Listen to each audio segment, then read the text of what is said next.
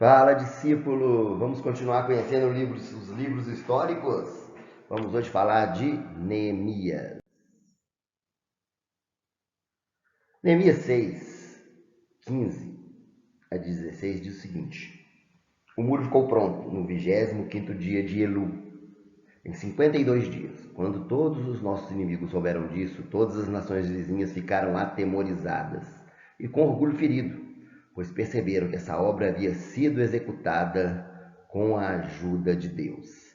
Queridos, essa obra foi executada com a ajuda de Deus. Isso é muito importante a gente ter essa noção. Uma grandiosa obra. O Muro de Jerusalém não era pequeno. Em 52 dias ficou pronta e ela foi executada com a ajuda de Deus. Isso trouxe o quê? Temor. Temor aos vizinhos. Porque as nações vizinhas viram que existe Deus em Israel. Bom, um pouco do conteúdo do livro. O livro de Neemias, ele continua a história dos judeus que retornaram do exílio. Neemias deu sua posição como copeiro. Ele era copeiro do rei Artaxerxes, rei da Pérsia, para se tornar o quê? Governador em Jerusalém. Ele se torna governador. Ele tem, assim, uma direção de Deus de ir ali liderar o povo na reparação das muralhas de Jerusalém. Porque as muralhas de uma cidade falavam muito sobre aquela cidade. Então Esdras e Neemias foram contemporâneos. Eles eram, por assim dizer, amigos, homens de Deus. E serviram a Deus com suas diferentes capacidades. Esdras era o quê? Um profundo conhecedor da lei, um profundo conhecedor da palavra de Deus, e instruiu o povo. E Neemias soube liderar o povo na reconstrução dos muros e na reconstrução da própria estrutura também da vida ali em Jerusalém. Sob a liderança de Neemias, eles realizaram em 52 dias o que não tinha sido feito em 94 anos, desde o primeiro retorno sob Zorobabel. Queridos, em 52 dias foi feito algo que em 94 anos não tinha sido feito. Pela fé obediente, que eles foram capazes de superar o que parecia ser uma oposição insuperável. Porque existia uma grande, incrível oposição contra essa obra. Mas eles o que? Eles superaram essa oposição.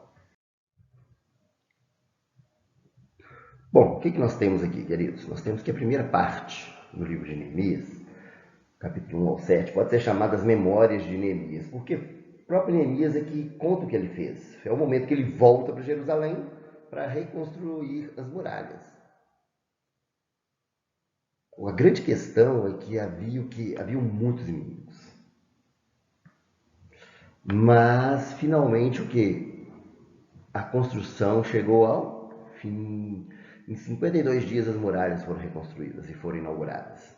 Na segunda parte do livro, quem aparece com destaque é Esdras, o sacerdote e mestre da lei.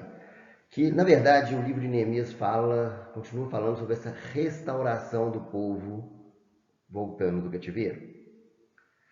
A palavra é lida na celebração da festa das barracas, também festa dos tabernáculos. O povo confessa os seus pecados, num momento muito extraordinário em Neemias capítulo 9, e faz um acordo solene com Deus, prometendo viver segundo o que manda a lei de Deus. É um momento muito forte no livro de Neemias, porque o povo vai se consagrar.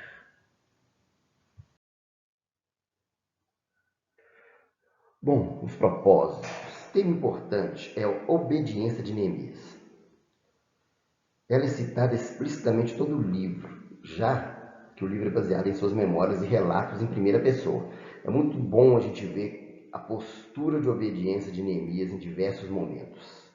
Por exemplo, Deus trabalhou assim por meio da obediência dele. No entanto, ele também trabalhou por meio daqueles que tinham maus motivos, o coração iníquo dos seus adversários. Os inimigos de Neemias fracassaram, queridos. Ele tinha muitos inimigos, com um coração um coração que não pertencia ao Senhor, um coração iníquo. Não por causa do sucesso das estratégias de Neemias, mas o que? Deus tinha frustrado os desígnios deles. Deus frustrou os propósitos do inimigo. Neemias se posicionou em obediência.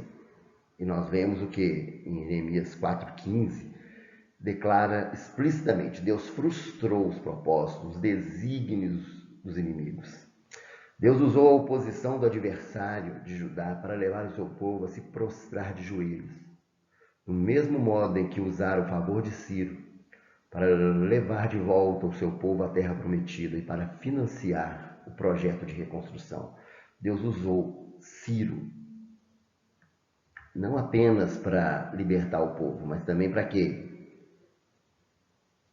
Para providenciar o quê? Recursos para a reconstrução dos muros. Era necessário recursos, e Deus o que providencia os recursos.